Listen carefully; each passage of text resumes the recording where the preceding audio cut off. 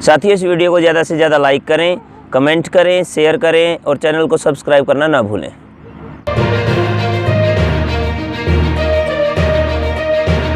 इस वीडियो के माध्यम से मैं संदीप जी को बड़ा अच्छा संदेश देना चाहता हूं।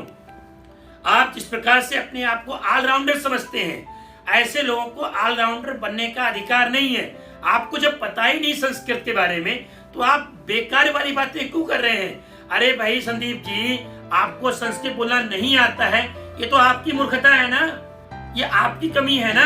भवान संस्कृते न अवगंतुम शक्नोति न वक्तुम शक्नोति कस्य दोषः। अरे ये कमी आपकी है, मूर्ख आप है ना।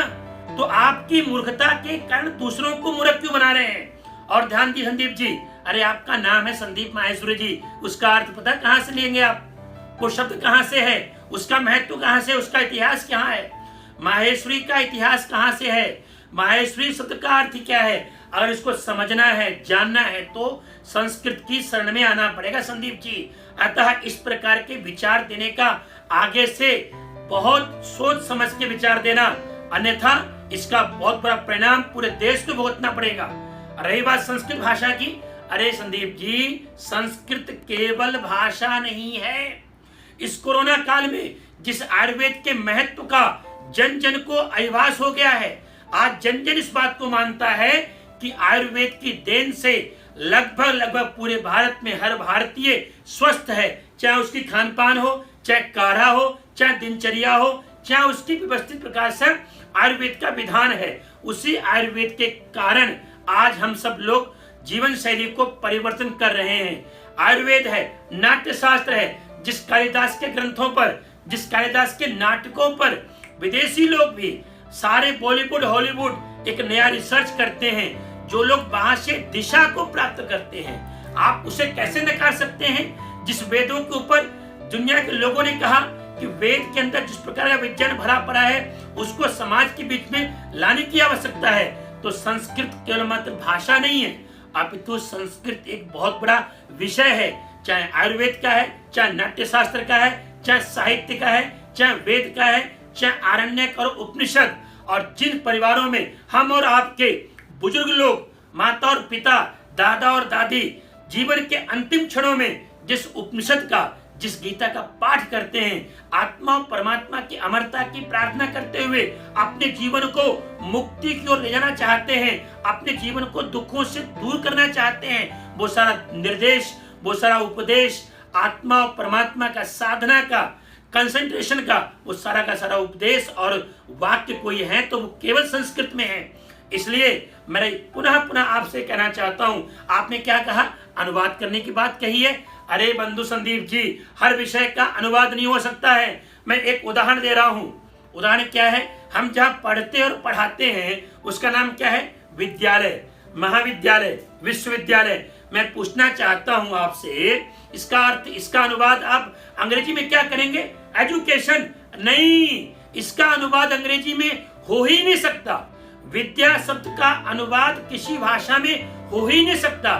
जो विद्या शब्द अपने आप को समझा सकता है, बता सकता है, वो केवल संस्कृत के माध्यम से। इसलिए आज भी हमारे क्या है? विद्यालय हैं, शिक्षालय नहीं है, महाविद्यालय हैं, शिक्षालय नहीं है, विश्वविद्यालय हैं, एजुकेशन नहीं है। इसलिए विद्या शब्द का अनुवाद एजुकेशन नहीं हो सकता है, क्योंकि विद्या शब्द की जो भावना अंदर छिपी हुई है, जो उसका महत्व है, जो उसका उपदेश है, वो केवल और केवल मात्र संस्कृत से ही समझ में आ सकता है। हमारे और आपके जो नाम किए गए हैं, जो आपके नामकरण है, संदीप है, उदयन है, अनेकों प्रकार के जो नाम जब रखते माता पिता, उस नाम के रहस्य को भी समझने के लिए अगर जाना है तो केवल केवल संस्कृत है। कृष्ण, अरे कृष्ण किसे कहेंगे? जो रंग का रंग सांवला वो नहीं, जिसके अंदर आकर्षण करने की शक्ति है, जो सभी को खींचता है, जो सभी को आकर्षित करता है, वो कृष्ण है।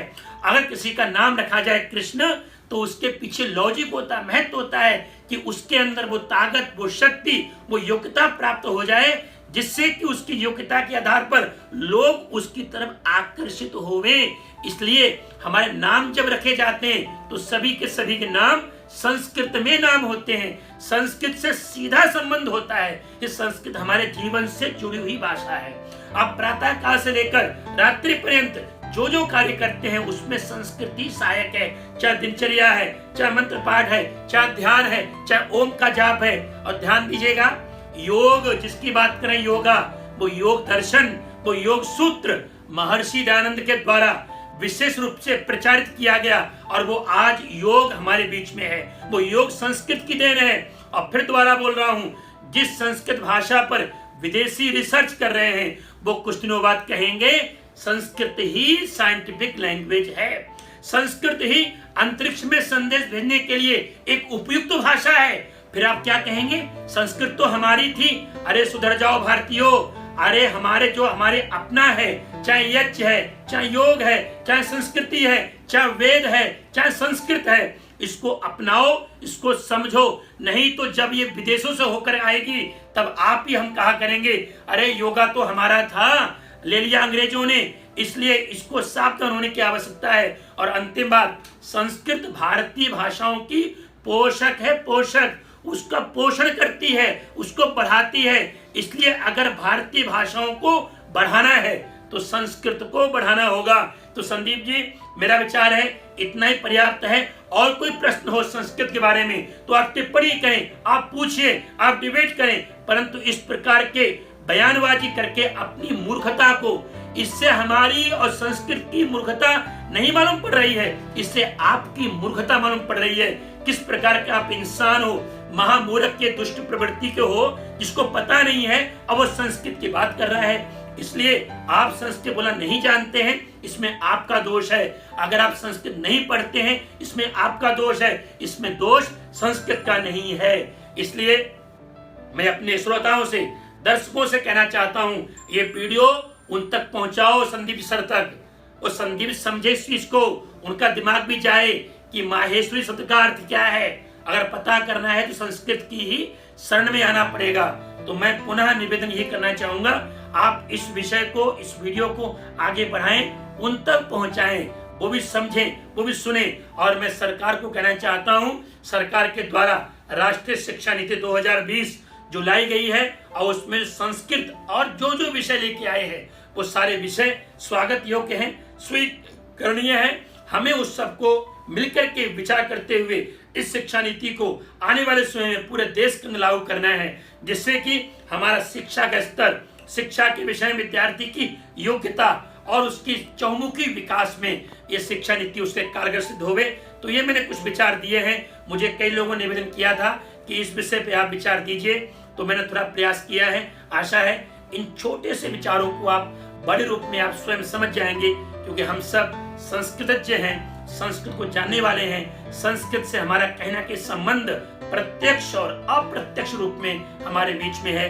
तो इतना ही कहता हुआ मैं अपनी वाणी को विराम देता हूँ और फिर वही निवेदन करना चाहता हूँ, इस वीडियो को आगे बढ़ाएं, उन तक पहुंचाएं और लोगों को संस्कृत के बारे में कुछ थोड़ा बहुत इस वीडियो के माध्यम से समझ आ सके, जान सके, ऐसा मैंने प्रयास किया है। धन्यवाद।